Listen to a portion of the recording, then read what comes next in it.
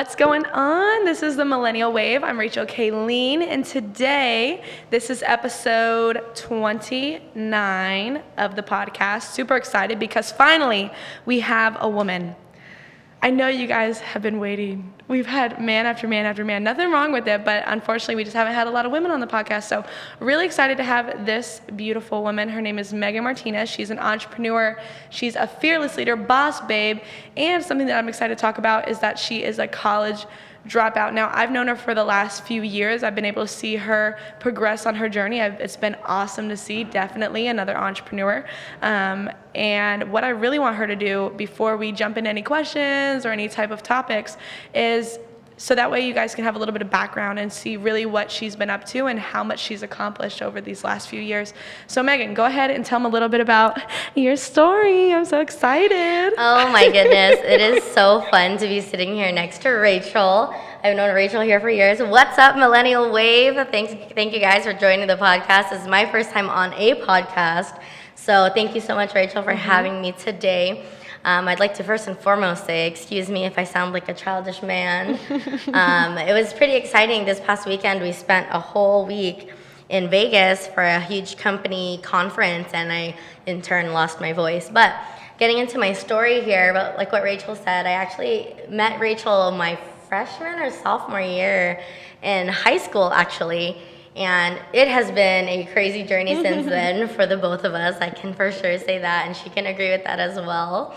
But transitioning into where I'm at today, I know that Rachel wants me to talk a little bit about my story. So in high school, I was very, very active. I was a cheerleader. I played golf. I was part of clubs. I would help lead clubs. I was a part of Associated Student Body, ASB, and leadership throughout the entire school experience since I was in school. In high school, I was class president all 4 years, and I was cheer captain, co-captain my junior year, and cheer captain my senior year. But throughout school, when I started to work, I worked 3 jobs. My senior year of high school, I was working 3 jobs with my 2 big leadership roles at school, all the while living my life with my significant other, my family, my friends. People wondered how I did it, and I honestly don't know how. I think I didn't sleep. I honestly cannot even remember. But the opportunity of becoming an entrepreneur came across my table with my boyfriend at the time, and he was just like, babe, you have to come support me. And I'm like, dude, I'm still at work. It was 9 p.m. on some random day, and he was like, no, you don't understand. You have to come. This is perfect for you. And they like to say that opportunity comes knocking at your door once or twice in your life, and it's a matter of you deciding to take that knock or not, to open the door or not. And so I opened the door. I went in at 10:30 at night, and it changed my life.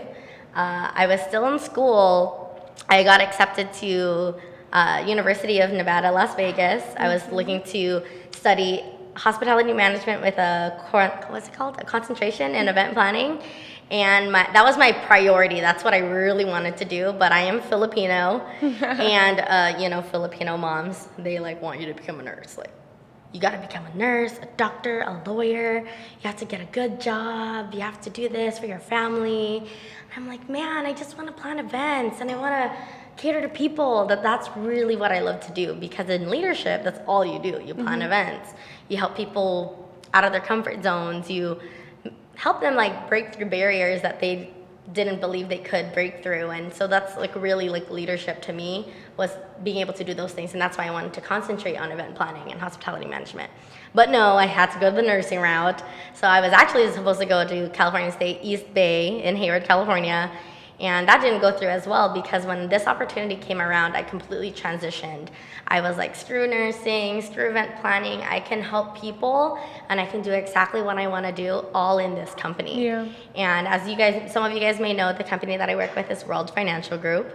And when I was transitioning, like I had mentioned, I had 5 big things going on in my life, and that was 2 leadership positions at school and 3 jobs. I was just telling Rachel, I was in management at Aldo Shoes, management at Jamba Juice. I like to say that I was a smoothie engineer. And then Is that what they called you? That's what they, the boss would be like, we're a smoothie engineer. Yeah. Where's the smoothie boss? Oh my God. They'll be like, Megan, how do you make this smoothie? I'm like, of course you're going to ask the engineer. It's so funny. But even at work now, at World Financial Group, WFG, they'll be like, what was your background? They're always like, Megan, she was the smoothie engineer. I'm like, that's so funny that you guys coined this as a real thing. But anyways, yeah, so those are the things I was doing. And when the World Financial Group came around, I'm like, I'm going to plant my flag here, and that's exactly what I did. My first month coming into that company, I was 18 years old, and I hit junior broker my first 23 days in the business. Wow. On average, I want to say that most individuals in our company, like company-wide, hit marketing director, junior broker in a matter of anywhere between a year to 4 years. There's some people who, don't even hit it in 5, 6, 7, 8 years. Yeah. So that was a huge deal for me, and I think that was like where it really, I was like, man, if I was able to achieve this in less than 30 days, what can I achieve in 30 years? Yeah. And so that's when I completely made the transition. Yeah. So one of the first things that I was going to ask you when you first came on, and I want to go back to what you just said too about 30 years. So before I do that, I want to know, you said that you dropped out of college. You enrolled in college and then you dropped out, or you just never went? So I enrolled and then never showed up to orientation. Never? You didn't even have your first day class? So here's a timeline. February of 2015, I was a senior in high school. And that was the month that I came into WFG and hit marketing director. Were you 18? I was 18. Wow. So I was 18, senior in high school, about to graduate. I got promoted to junior broker with my company, and I was like, dude, what the heck am I gonna do? And come graduation time, it was crazy because the school system kind of teaches you to be in school. The school system teaches you how to be an employee. The school system teaches you how to make a paycheck, but never what to do with the paycheck. So they were like, for some reason, so upset with me for concentrating so much on WFG. A lot of my teachers knew, a lot of the principals and How did they know? Because I was very close to them because of leadership. Oh, okay. Being So part of would you try to ASB. pitch them? I did actually do. Well, hey, some that's the appointments fucking with point. That's the point. You got to. Yeah. I'm not gonna go talk to my You broke never 18-year-old know. friend. It could be your diamond in the rough. You never know, exactly. Yeah. And a lot of those teachers needed it. Some Yeah. of those teachers got laid off, and I'm not gonna say anything, but Yeah. so I was just doing my thing, and some of them were very supportive, some of them were completely the opposite. Yeah. And that's when they were like, you know what, you're setting a bad example, you're not taking care of your future, you're letting go of things, yada yada yada. And it came to a point where I graduated high school, but they didn't allow me to walk the stage. I had a teacher who What? So I know not many people know that, right? That's pretty crazy now that I think about it. They didn't allow you to walk the stage. Why? There was a lot of other things going on in my life, and I guess some of my teachers took advantage of it, and I had to like really push through to some of the people who actually were on my side about things, and I was able to graduate. I was always a good student. I was always Go for it. Drink that. I was like, We got the I'm wine thirsty. today, folks. We got the alcohol. This is not 5 o'clock almost. sponsored by a wine company. I don't even drink wine. This is actually pretty good. Yeah, so that was a crazy story, but then it was the funniest thing because right after graduation, we had a big event in my office, and I crossed the stage so many times. Wow. And then we had a national convention, a national conference with my entire company.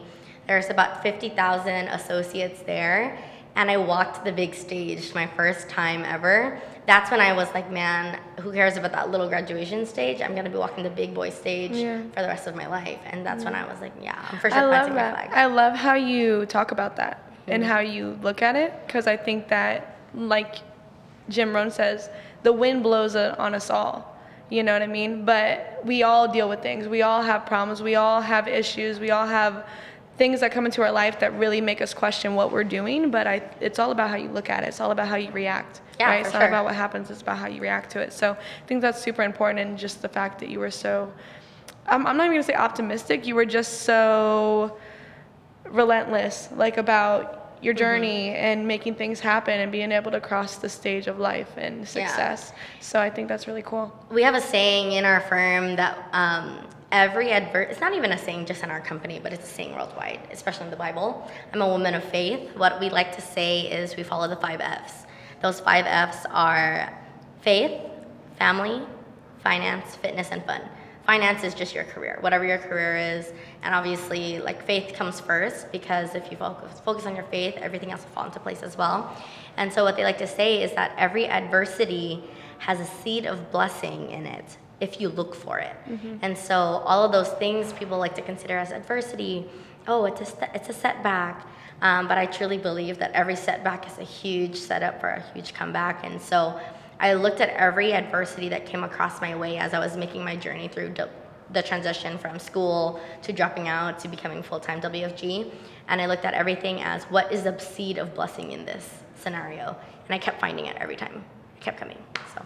So what made you not want to go to school? Was it like, oh, I know I'll create success in this, and I don't want to work in hospitality and event planning anymore, in that realm, in that sense, like get a degree for it and go and work for someone? Or what was that whole mindset like when you made that decision? Was it hard? That's a great question. The hardest part was not coming clean about it to my parents. How long? It took me almost, I want to say 8 months. They didn't realize? I'm just a great liar. Hey. Totally kidding. I'm not a liar. That's just not a thing. But at least for that time being, you were kind of like setting it aside. I felt like it was the best thing for me to do, is to create the success I needed to create for them to be more accepting of me not going to school before I told them. Yeah. And the reason why I let go of the big dream of being an event coordinator and event planner and being in hospitality management was truly because I can do it all in our company. We're huge on leaders building leaders, and the biggest thing to do with building leadership and building a team and environment of leadership is recognizing, I like to call them my squad, but recognizing your team for the hard work that they do. And all that comes into events. So we'll throw little things like family fun nights and Christmas parties and first quarter award ceremonies, second quarter this, end of the year award ceremonies, different things like that. And that's when I was like, oh my goodness, I can just event coordinate in my company. Then we'll do grand openings and free financial seminars and all these other things. And I'm like, oh my God, I can literally do it all. I wanted to become a nurse because I wanted to be obviously very successful financially, and nurses in the Bay Area make a lot of money. So I said, okay, nursing's awesome. And secondly, I wanted to become a nurse was because I wanted to help a lot of people. Yeah. I wanted to help people, obviously in medicine, but just help save their lives and see the look on their family's face when we're able to say, hey, the surgery went well and all those things. That's why I wanted to become a nurse, those two things. And then I realized I can still do those same things in this company because everyone deals with finance and everyone has financial cancer of some sort. They don't know how to save. They don't know how to invest. They don't know what they're retiring with. They don't know how to save for their kids' future, college funding, whatever the case is. And we have that solution, and we're able to help them with that and kind of like cure their financial cancer. So I was able to find everything I was passionate about and transition it all in WFG. That's why it wasn't a hard transition for me. Okay. And you've been doing it since you were 18. How old are you now? I am now 22. Okay, so 4 years. So within 4 years, does it feel like it's been a long time, or how's the journey been so far? It's been a crazy journey because there's always something new. So when you take a look, I'm like, man, I look back and I'm like, it's been 4 years? No way. It has happened so fast. There's different phases and different stages that you go through. It's almost like a rubber band. And this is just entrepreneurship in general. It's like a rubber band of success. You come in and you're passionate and fearless, and you're so excited. You're out there just relentless in your desire to win, and then doubt and fear comes in, and haters and adversity, and then your rubber band shrinks back down, and then it expands again, and then you get re-inspired. Now you're back to inspiration and motivation and all this stuff. And so it's always an exciting journey overcoming the different stages, not just within myself, but within my teammates and within my significant other and within my family. I can say truly that a lot of times with my family, I approach scenarios very differently than I would have before. I always take a look at different scenarios, like what would old Megan do versus what would new Megan do? And it's kind of crazy to see, like, now my mom approaches scenarios differently too, and the different thought processes that go through, and stuff. It's really cool. So one of the things that you said at the very beginning was right when you hit the first position. It's not the first one, is it? No, you jumped a couple. I skipped through 3. Wow. So right when that 23-day hit, like, oh, wow, I did this in 23 days, less than a month. I could only imagine what I could do in 30 years. I feel like if people hear that, they may get a little nervous because 30 years is a long time, right? And how did you have, and let's be real, people our age, especially people in their 20s. Live for the weekend? No. Oh. Well, that, but they can't see themselves thinking that far ahead. So how did you have that mindset like, oh, I can only imagine what I can do in 30 years? I feel like that may deter people from even wanting to do something like, damn, 30 years. Well, I have to be able to make money now. I need to get out of this situation now. I want to have a good life now.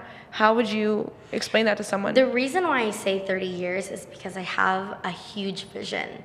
And one of our executives has this big mission on becoming a billionaire. And a lot of times you come across this 40-40-40 kind of scenario when you work 40 hours a day for 40 years of your life, only retiring on 40% of what you worked your whole life for. And I'm like, dude, I do not want that. And so when I say, if I was able to achieve this in less than 30 days, imagine what I can achieve in 30 years. I mean, imagine how big things can be in 30 years. And you also have to take a look at it on a shorter scale because in 3 years I was able to, so in my first 30 days I was able to hit my junior broker position. But my first year in my company as an just turned 19-year-old, I made about $60,000. And people our age don't typically do that. Yeah. I know we have other big people in the social media space. I can't remember his name, but I know that there's a 19-year-old out there that makes like $3 million a year. That's nuts. And I'm just like, goodness, like imagine that. Some people who are older than us, we're 22, 23 years old, can't even fathom making $1 million and they're in their 30s and 40s. Yeah. They're just like, well, I'm gonna be comfortable with what I have because I can't risk that. Yeah. So that's why when I say like 30 years from now, I can just imagine how many lives it could have changed by that time and how many different people I've inspired along the way. 100%. And one of the cool things, though, is Ed Milet. Oh, I love that. People, I want to mention that because people that follow Ed Milet, who's really come on the scene in the last year, who is best friends with Andy Frisella, the founder of First Form, the MF CEO Project.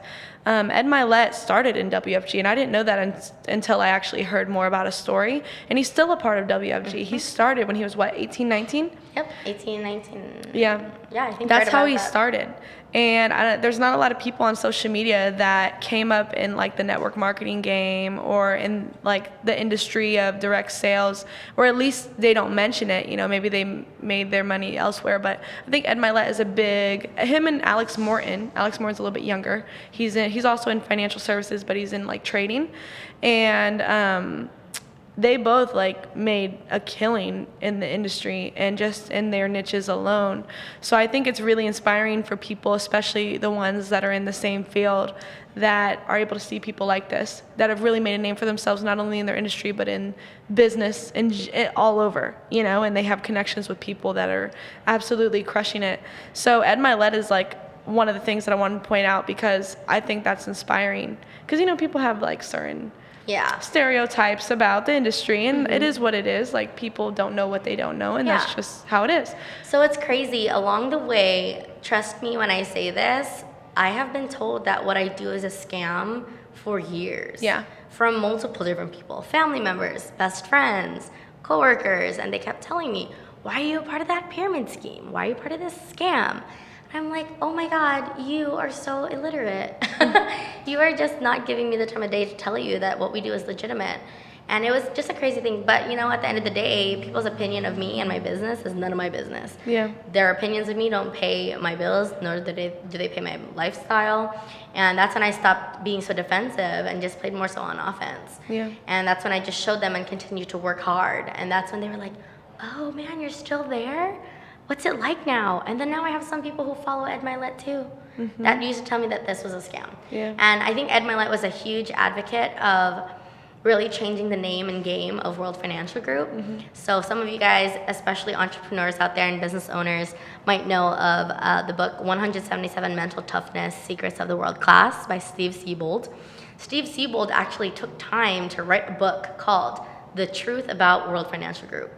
And if you read it, it's literally Steve Siebold, world-renowned author, bestseller, and he can literally tell you all the different success stories and all the different scenarios that has happened within WFG and the impact it's made in the world. Like with Uber, they like to look at World Financial Group kind of like the Uber and Amazon of like distribution in the game.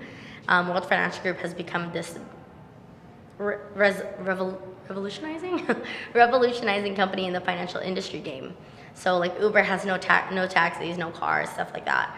The same thing with World Financial Group. We worked the distribution game and the networking game, and that's why our company is literally taking over financial services. Yeah. So, and Ed Milet has partnered up with people like Steve Siebold and Andy Frisella. Andy Frisella and Ed Milet actually have a group specifically for entrepreneurs and business owners who have this desire to get to the next level called Arete Syndicate. Mm-hmm. And it's a huge thing. A lot of our executives in our company have participated in it already, and they're super excited for the next round and the next class of Arete Syndicate. And it's pretty cool to see that he's made all of these connections. Like if you guys follow Ed Milet, he is at EDMYLETT. Follow him. He has seriously collaborated with some of the world's greatest giants in different industries, in sports, and it's just been a crazy journey. I think he's actually the reason why Hall of Famer Marshall Falk came into our company as well. Really? And he's working in our company. Oh, wow. Mm-hmm. That's crazy. And another thing, I mean, number one is like credibility. What does it say? Documentation beats conversation. Correct. So like just her alone, like saying that, I mean, it just, you can look it up yourself. Like Ed Milet is legit. And I mean, I just think it's really cool when you have people that are big dogs like that representing something. I think every big industry needs someone like that. You know, and they need that voice, they need that power to be able to kind of win the crowd. But anyway, so one of the other things that I was thinking about that you talked about, and this is something that I wrestled with for a really long time. I used to talk to a couple people that I was close with about it. You said, you going from working 3 jobs, being ASB president, being involved in literally everything, and still balancing your life, like doing it all, right? And still being able to get good grades, get into a good school, all of that. How can you go, and don't think of this like the wrong way, I'm just curious, how can you go from doing all that to going to one specific thing and focusing your whole attention on that specific thing for years and years and years without really letting up on the focus? And the thing is, it's not like, I mean, that's a good thing, right? If you want to get results, you need to focus. But how can you go from doing all these different things to only focusing on one thing that you believe will get you the results that you've always wanted? Does that make sense? Because at the end of the day, there's a lot of people like myself that are very multi-passionate and they want to do a lot of things. One thing that Gary Vee said was, well, shit, if I'm balancing 21 plates and 9 of them break, I still got 12. Sorry. Had to take a second to do the math there. He's like, I don't give a shit. I'm still winning. I got 12. I'm like, that makes sense. Like, he's multi-passionate. He's like on the stage. He's like, shit, I'm thinking of a business idea right now. And I'm not always doing that. But the thing is, I have a lot of passions, and they aren't all in the same industry. Yeah. They aren't all on the same thing. So how can someone that's multi-passionate and doing all this stuff go to something so like one thing? Was it encouraged by your leaders, or was it your sole decision, and how did you come to that decision? So the reason why I guess you can say I condensed a lot of my passions and my responsibilities into one was because our company is so multidimensional. You can turn, like, there's different components to our company. There's the client side, the building side, the recruiting side, the selling side. Then there's also the self-development side and all of those great things, right? But I didn't look at World Financial Group as a one-stop. It is a one-stop shop, yes, it can be, but it's not my one soul only for life. It can be turned into a vehicle to achieve this. It can be turned into a vehicle to be able to do this. Like, for instance, I love to travel. And traveling is a huge thing for me, right? And I'm able to do that within World Financial Group because of flexibility of time. So if I was focusing on all these other things, I can't do that. If I was a nurse, I probably would have to request off, talk to my boss, do all these different do all these different things, save up for it, and all that. So with World Financial Group, it just opened up my eyes to be able to work for one thing temporarily, to be able to achieve whatever else I want to achieve. Like, for instance, I was talking earlier, but right before we started this podcast, my significant other and one of our good buddies were thinking of starting a podcast. And I just think there's just different things that we can do. Like, I'm super into fitness. The past 12 months, I've dropped 45 pounds, which is super cool. That's awesome. Yeah, so I think it's what I'm able to do within WFG that makes me so excited. Like, I can still do the event planning stuff, which is one thing that I did before. I can still focus on fitness and inspiring others through fitness. And so what if someone doesn't, sorry to cut you off, what if someone doesn't have something like that? Like, someone doesn't have a company like that, they don't have like a mentor, they don't have leadership, they don't have anyone to show them the door and knock on it, door of opportunity. But what if they don't have that? What if they are just kind of like stuck? Maybe they look at certain opportunities and they say, hey, this isn't for me. How does someone go about finding that one opportunity or that one thing that'll really set them on fire to be able to accomplish whatever they want? Because let's be real, how many times have we seen people do something and then quit because of the simple fact that it just either, it isn't for them, they feel like they found something better, or they want to do something else. What would you say to someone like that? Like, someone that doesn't have that? I mean, honestly, any one thing is not specifically catered to everybody. So even for me, I get rejection all the time as a business person, as an entrepreneur, as someone in sales even.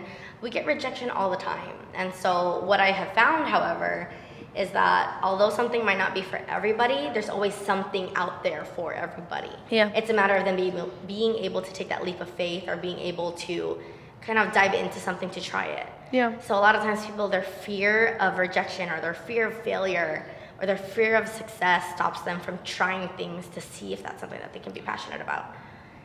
What would you say the first step is to finding that? Do you think it's self-development? Do you think it's finding a mentor? Do you think it's going to networking events? What do you think is the very first step to someone finding their passion? And what would the first step to that be? Finding their passion, writing it down, writing out all the things that they like to do, deciding on one. What? I'm just curious. I mean, this is a great question. It's very complex, sorry. For sure. No, it's I don't want to. I'm putting the pressure on you. I was gonna say, I think for sure the biggest thing to do is to the two things that you mentioned that are super huge is self-development and mentorship. Because a lot of times, if you haven't self-developed yourself enough to be able to receive and accept and be open and susceptible to mentorship, you might not even be able to find what you need to find even having a mentor.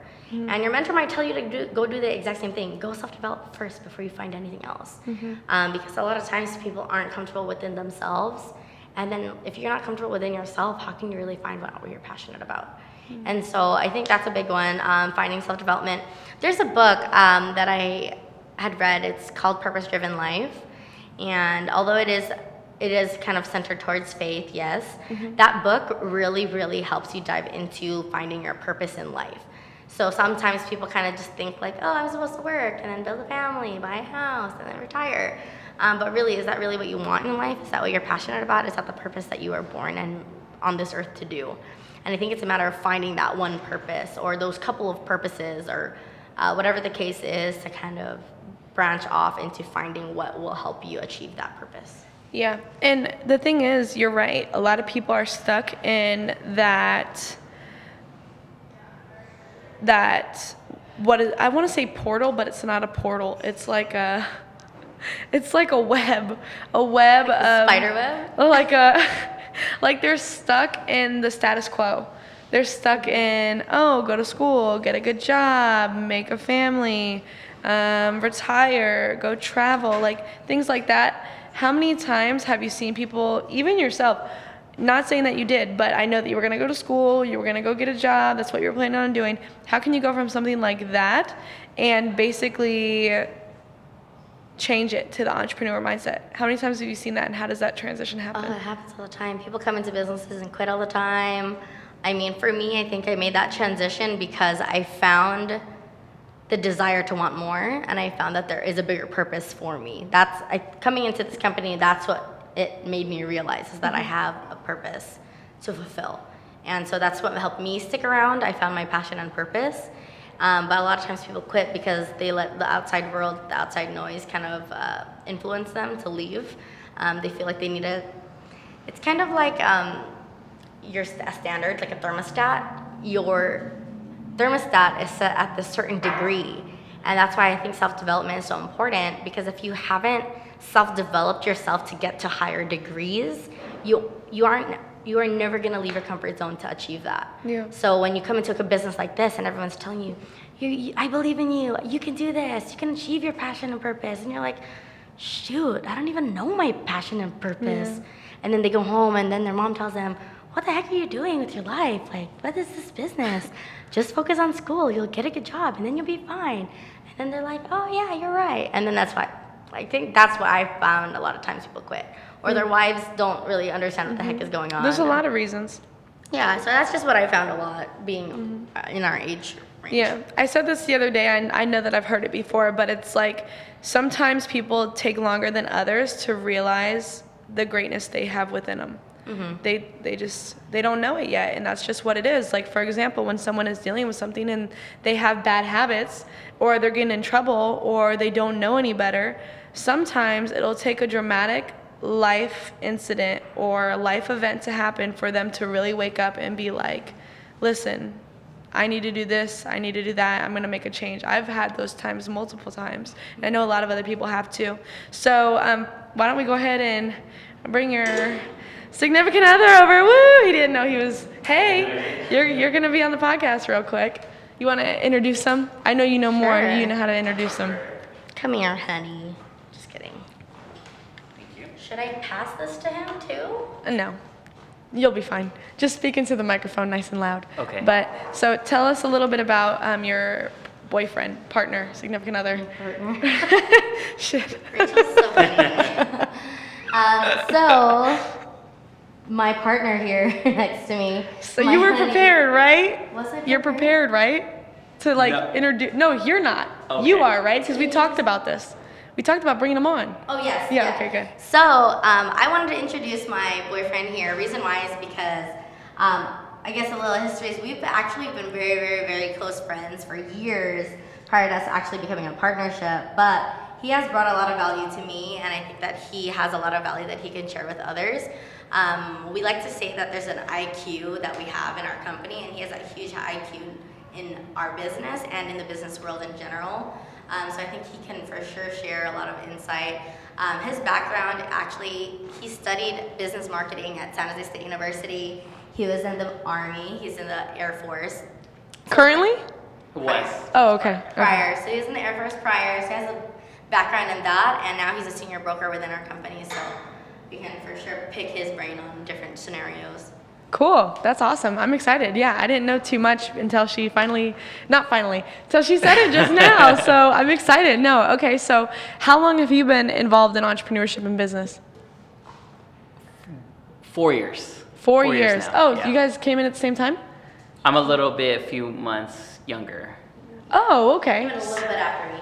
Oh, wow, that's exciting. So you guys met through entrepreneurship business, the company. Okay, cool. So what are some of the things that you really had to adapt to from, I know that you studied business and marketing in college, but going from the military to business, what are some of the different things that you really had to learn that you didn't know prior? And also, I'm kind of curious, what are some of the things that helped you from the military? Because I feel like discipline and things like that, being on All time that. might have helped a little bit, but go ahead and share a little bit about your journey. First of all, thank you for the introduction. That was kind words from you. But I would say the difference between where I came from, my background, to into entrepreneurship is a lot of,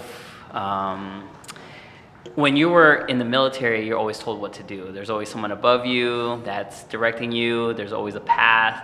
And entrepreneurship is sometimes on your own, right? You're a business owner, you're in business for yourself, and you don't really have that person above you telling you what to do and all that. But that's something that we ask for as a business owner, as entrepreneurs. Like, we were never cut out to have somebody tell us what to do every single time. And I would say that's the main difference. But I think the advantage that we do have is we are very, like you said, punctual, that we do understand the hard work, what it takes for you to win, and being in the military, that you did have to put a lot more than a regular person. And I think we took that same mentality, like that relentless to business, and maybe that's why we were able to get to where we're at. And what made you realize that entrepreneurship was like your route, that business was the Yeah. I mean, growing up, I always knew there's more for me. I always knew that I wanted to be somebody. I always saw myself either owning my own business, being a CEO of a company. I just had that drive in me growing up, and that's like coming into business. That's something that I was looking for since I was little. Yeah. Right? That's incredible. No, I think that's special because, I mean, I feel like anyone who feels the same way, like even myself, I know that when I was younger and even now I'm like, I know I'm going to be somebody. I know I'm going to be that person. And you always think about it when you're younger, and I think everybody has that, but not enough people share it. You know, some people just kind of are like passive. Oh, how are you? Oh, I'm good. I do agree with you. you. How are you really? Like, talk to me about you, Yeah. you know? And that's why I love having people on the podcast, because at the end of the day, people need this. Like, I was never exposed, and you guys can definitely tell me if you were or you weren't, but I was never exposed to people that were like really killing it, like that not just had money, but had fulfillment, you know, and they were never the ones that are like, oh, I'm going to do this, I'm going to be this, I want to do that. I never really had that influence. So being able to come into the world of business and entrepreneurship, just knowing that you do have that opportunity. You have so many like-minded people. It's almost like when you go out to the real world and you finish up with a meeting, or you finish a podcast and you go and you see somebody in the store and they look fucking miserable. Or like, you know, you're just like, what is going on? Like, oh my God, I need to go back to that meeting. But no, I love having people like this on the podcast. So, I mean, I'm thankful that you were able to be on. And I want to know, do you have any questions for him before we close out, or anything that you want to say? Anything? Okay. Well, my question for you guys is, I want to start asking this at the end of every single episode. I wanted to the last time I shot like the episodes, but I forgot. I want to know, is there any opportunity, I'm going to ask this to every guest, is there any opportunity for people to work with you, or any type of people to be able to collaborate, or if they want to reach out for mentorship or leadership, whatever the case may be, how can they reach out if there is an opportunity and get a hold of you guys? Like Instagrams, Facebook, email. I would say for sure, always, 100%, there's always an opportunity to work with anyone and everyone. I'm always open to it. We're always expanding in our company, but also, I mean, we have so much insight on not just finance, but business as well. And so should you need anything, my Instagram handle is @Martinez Megan. Martinez spelled Martinez, Megan, Megan. And I guess, that'd be weird. I would not probably put my phone number out there, right? You can DM me on Instagram. Yeah. That's all good. She'll reply. I will reply. Rachel knows. Yeah, but you can reach out to us for sure on there. My link to my official company website is on there as well. And you can reach out to me that way too. Cool. Yeah, I always say that collaboration is a big deal, networking. The more you know, the more things that you can share to people. And I've always wanted to be a part of a circle where they come from different types of background, whether it's real estate, car sales, any type of sales background. And I just want to be a part of a group when you're waking up, people are closing $1 million deals, making $1 million in commissions, and you're like, man, I got to get my butt to work because these people are killing it. I got to kill it like them. Those type of people I would like to be around. And so my handle for Instagram is Argel Louise, ARGEL right? So if you're that type of person, let me know, DM me, and then we can work together. Love it. Right. Thank you guys so much for being on the podcast. Thank you so much for having us. You guys are awesome. Thank you. You're so awesome, Rachel. Thank you guys for listening and watching. Make sure to subscribe to the podcast, leave a rating and review, comment, whatever you want to do. And of course, make sure that you reach out to these beautiful people. I was going to say guys, but I know you're not a guy, but you know you guys. Anyway, make sure you guys reach out to them if you need or have any questions. And of course, thank you again for tuning in.